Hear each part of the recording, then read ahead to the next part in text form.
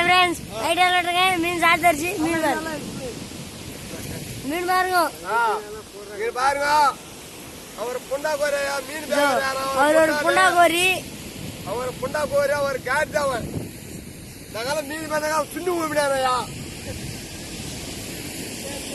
இது புண்டா கோரி நானா இது புண்டா கோரி இது பாரு தாப்ப சுபாராவ்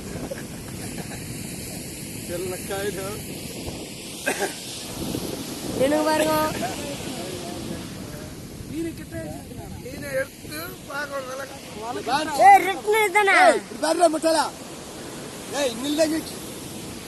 பாருங்க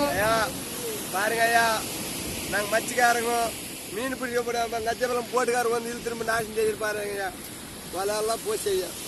இவன் புண்டா கோரி ஈடு இருக்கு நேரம் மீனும்